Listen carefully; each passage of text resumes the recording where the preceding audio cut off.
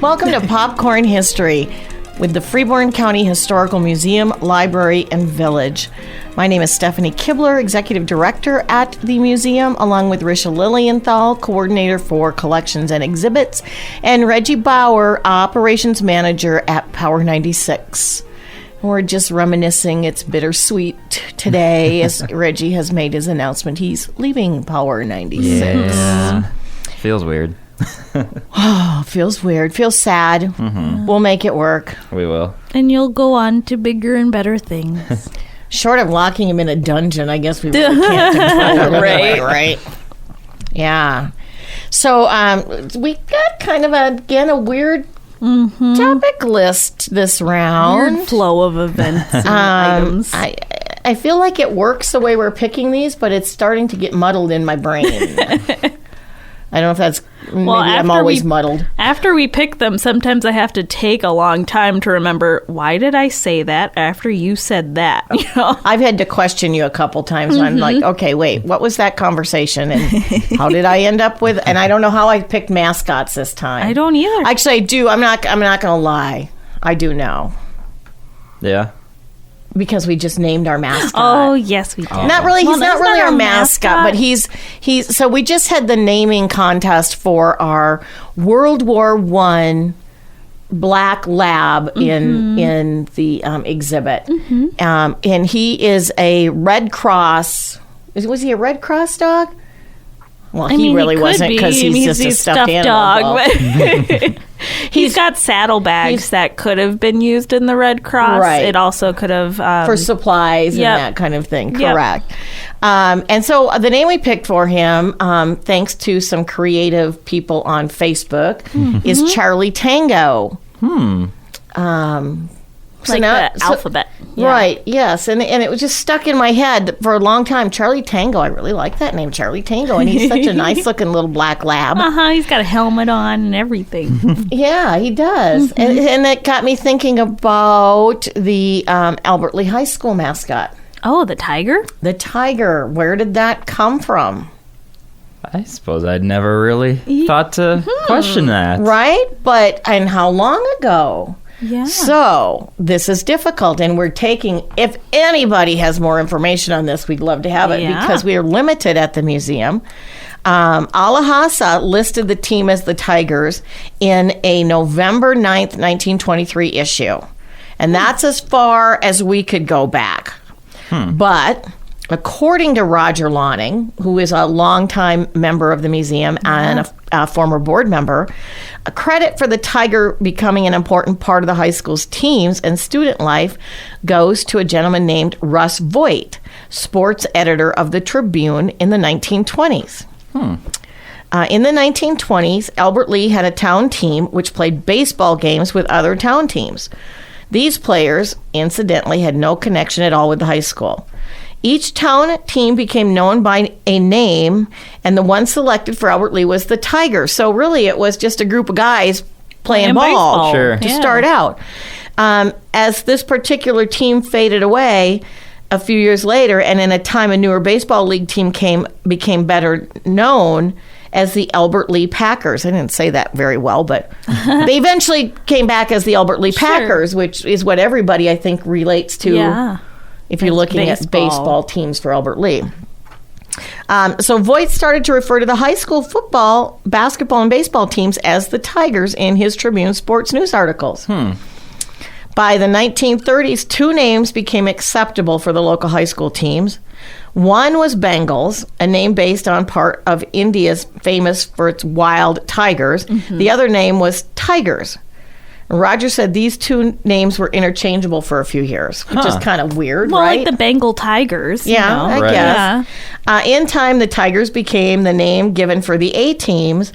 The Bengals were the B teams, and the Tigerettes label was given to the girls' teams. Oh, my gosh. Tigerette. Tigerettes, because girls can't be tigers. Right. They're more delicate. Okay, can girls be, say, firefighters?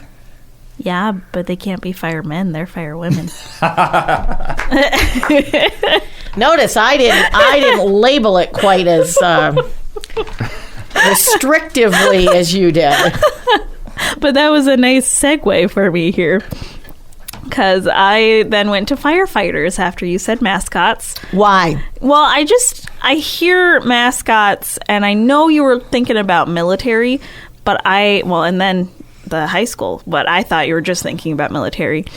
Never presumed to know, I know what this I'm was thinking my mind. about. My mind. I don't even know what I'm thinking about. Right? My mind went to firefighters and Dalmatians. That makes sense. It's like their whole mascot kind of thing. They're little buddies and stuff. Sure. But I didn't find any Dalmatians in our Freeborn County history. I didn't look too hard for that. I just kind of went into firefighting and the like fire halls and fire rescues that were here.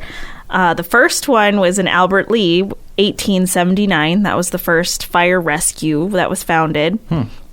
Then it was Alden in 1888, Heartland 1894, and then they keep going all the way up until Twin Lakes was the last one that was founded, and that was in 1962. Oh, wow. Wow, not till Yeah. 62. That was later than I would have expected. Right? Yeah. But pretty much all of our little communities around here have their own fire department, whether or not it's like paid or volunteer. There are quite a few volunteer ones as well. But the Albert Lea Bucket Brigade, I love that. It was organized by a group of volunteers, and there were 30 of them that all came together. Oh my God, and at the time they put fires out with buckets. Yeah. What? Yeah. Yeah. Like pass the bucket, splash it, pass the bucket, splash it. Well, that was what happened at the Itasca Rock Garden house when that That was burned down. Bucket brigade? That was a That's bucket hard to say. brigade. Yeah, I know. So that was a bucket brigade attempt to put out the fire. Was the Itasca one, but it did burn down, which is sad. Okay. And I kept looking. There's a couple of different avenues you could go. Like we have Mark Light, who is very involved in the museum and our local history here, who was a firefighter for 21 years, I believe. Yeah, 21 and a half years. He was a firefighter here in Albert Former Lea. board member for us. And he still pops in every once in a while, helps out. And there's also one that was very recently. There was this fire that when I was looking up in October in 2021, this year, there were 117 bunnies in a Hollandale fire. Oh, That died. bunnies. Not the Bunnies in a bunnies. barn. Nobody In says that when it's Hollandale. pigs, do they? No, they don't. I would be sad if little piggies Well, got I would burnt. too, but not like we all just went, oh. Right. I know, it's a little different when it's bunnies. Yeah. They're a little cute and fluffy. I thought for sure you were going to go to the, maybe it was in 2020, the, I can't think of the structure that burned. Oh, yeah, the big like storehouse that was there. Yeah. I didn't go into that because I know we had a really nice Facebook post on that Yes. Linda brought up. It's interesting because the fire department, we talk about the small communities and their fire departments, the cooperation between all of them. Like when a call goes out, how many respond and from how far away sometimes. But I also have like two more little things that I found in our 1882 book that I love reading this book. The language in it is just phenomenal. Sometimes really not okay, but it's really, that was how it was. People spoke at the time. Right. But there's a section at the very beginning talking about before even people were really very populous in the area. And it says, the autumnal prairie fires, in all their terrible grandeur and weird beauty, lighted the heavens by night and clouded the sun by day. Age after age added richness to the soil and prepared it to be one of the most productive fields of the world for the abode of the husbandman and for the uses of civilized man. So, fire. Well, they still do that. They still burn They blaze, burn the fields off. Yeah, was it just doing it like naturally Yeah. back then? Huh. Yeah. Oh, that was natural? That was It natural. wasn't cow. Yeah. Yeah. I guess I assumed that was their ritual. No, that happened like before people even Oh, you said came. that. Yeah. The author who was writing it was saying that the nature prepared it for the people to be here. I'm up to speed now. Yeah. Now, moving up a bit when people were more populous here, the fall of 1909, there was talk about the modern chemical apparatus that the fire company possessed could kill the better part of the fire without even turning on water. I love that. The modern chemical apparatus. What was the chemical? I don't know. It didn't say. What the baking soda? But they said it is an established fact that Albert Lea has the most efficient fire department in the Northwest for a city of its size. Wow. Nice. Bill Mitchell, former chief, was well known from the Atlantic to Alaska and everywhere between as a firefighter. Wow. He led the department for 20 years and brought it to a state of perfection. His sterling qualities as a man were fully exemplified as a firefighter. From the Atlantic to Alaska. Bill Mitchell. Bill in quotations. Yeah. So William. In 1909. Yeah. Yes, William. Billy William boy. Bill. Wow. Yeah. You said in the Northwest, and so I wanted to look really quickly because you said 1909. Yes. And I'm trying to think which states were not quite states yet in Oh, 1909. That would make sure. them refer to this area as the Northwest. And I thought maybe Montana hadn't been a state yet by that point, but it says it was. So I think the Northwest might have been maybe in relation to where the population centers were. Sure. Well, Alaska wasn't even a state then. No, that wasn't until 59, I believe. And they're saying to Alaska he was even known. Was it called Alaska before it was a state? I think so. Was it? Yeah, I believe so. Didn't the Russians have it? Yeah, I think they did. Yep, the Russians were the first Europeans to settle the area in the 18th century, eventually establishing Russian America, which then was sold to the U.S. in 1867. Went through several administrative changes before becoming a territory in 1912, so it wasn't even a territory yet when that quote would have been. And then it was, of course, admitted to as a state in January of 59. Interesting. Wow. Yeah. Anyway. Bill Mitchell. William Bill Mitchell. The Atlantic to Alaska. I feel like there's a better story there. I know. Not a better, but like a deeper story. That's one we might have to delve into as we...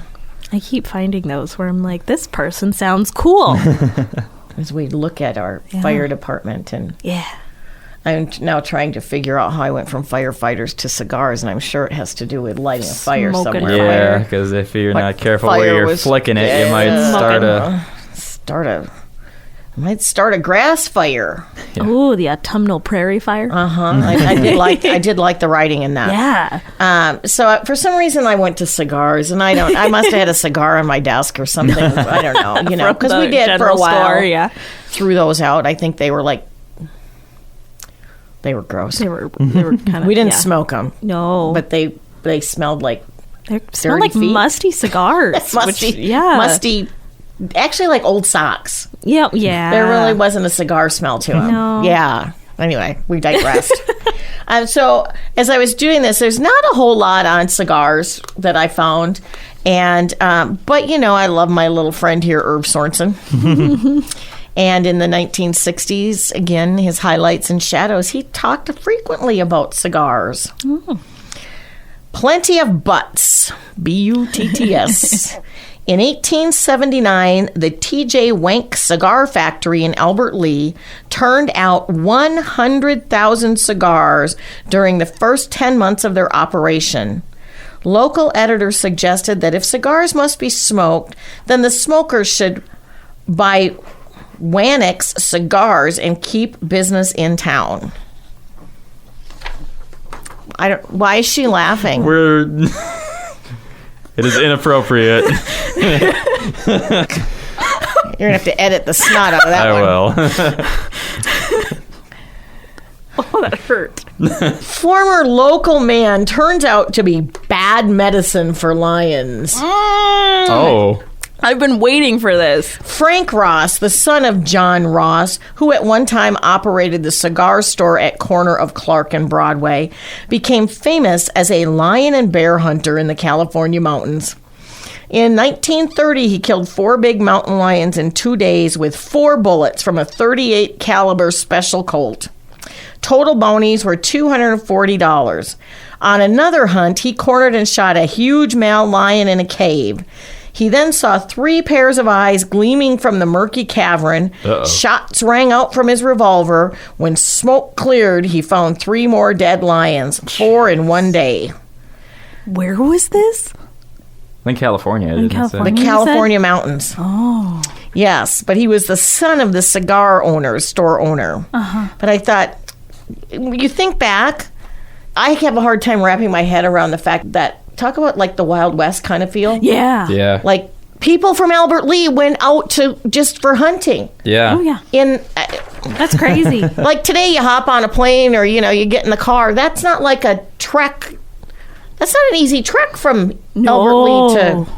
Right, in that day and age. Yeah.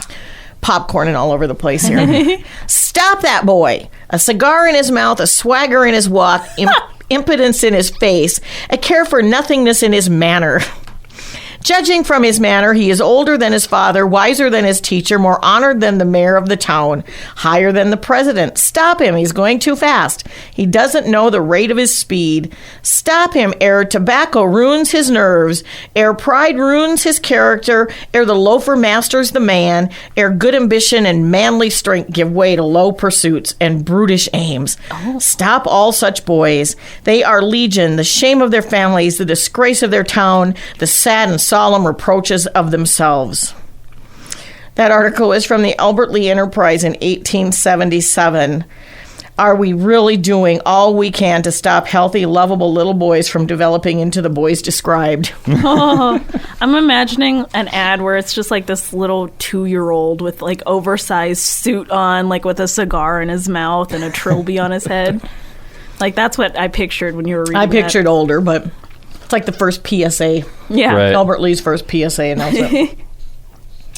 And then I found this one, an ad in an 1877 local paper. Good, fine, cut chewing, 50 cents per pound. Cigars, two for a nickel at the new tobacco store. And they had at the store, their signage was one of the hand-carved, the wood-carved totem. Oh. Native American Indians that you don't see. You see them in antique stores now. But Irv's final note, what is a shame we don't have that cigar store statue in our museum. Oh. Which would have been a nice addition. It would be a great way to tell the story. Right. Yeah. That was all my popcorn and I could do on cigars. We do have a cigar box that has Colonel Albert Lea on it. I forgot about that. Yeah. Well, it was recently put onto our Past Perfect software, so it wasn't easily accessible. But now it's there. Is that if that's one that's going to be out in the general store? Yes. Yeah. Yep. We have a nice selection, actually, of cigar items, boxers, cutters. Aren't there a couple of cutters? There's quite a few cutters, lighters, wrapper kind of surfaces, I guess is the word. They had like a block where you would have specifics so that you can... Yes, you're making fun of my hand motions. Yeah, she's motioning something none of us know what she's doing.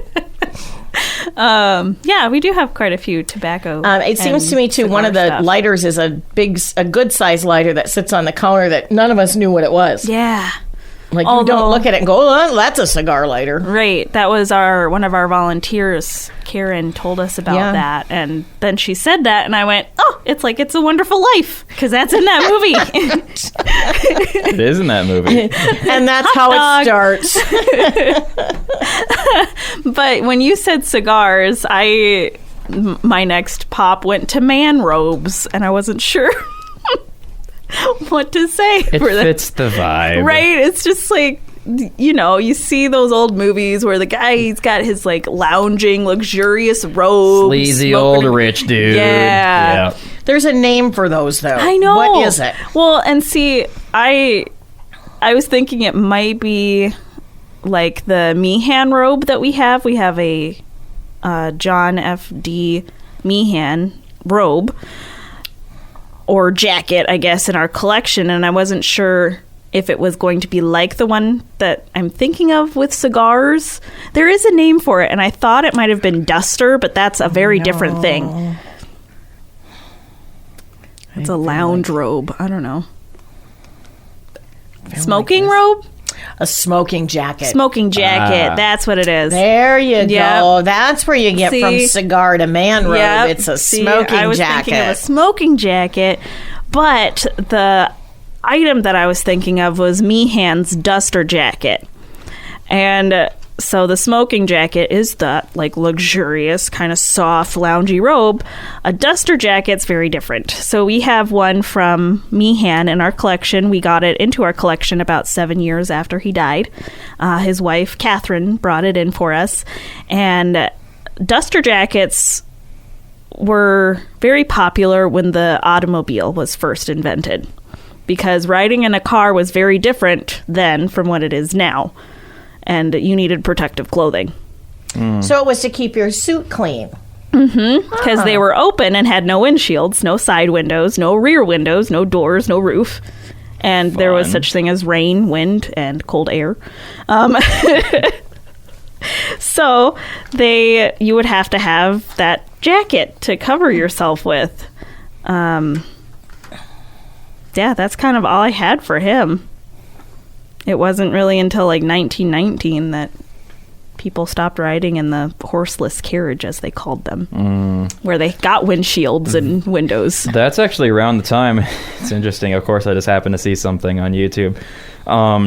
When I believe it was Dwight Eisenhower, when he was just part of the, I don't know if it was National Guard or like the Marine Corps or something, but in like the early 1900s or 1910s, he was in charge of like an expedition from like, I think he went from Washington, D.C. to like somewhere in California to try to figure out like how realistic it would be to like make that journey for like the everyday average person. Interesting. And when he realized just how difficult it was for like this like military convoy to make the trip, it took them like 2 months.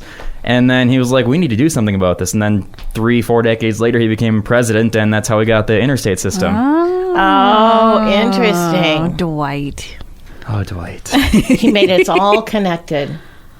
Right? And made the very American thing of having automobiles instead of a train system. Yeah. I like the train. I really do. Well, it would be so much more convenient for a lot of people, I think. really like public taking the transportation. Maybe you could order some popcorn on the public transportation. Yeah, they'll bring it right to you.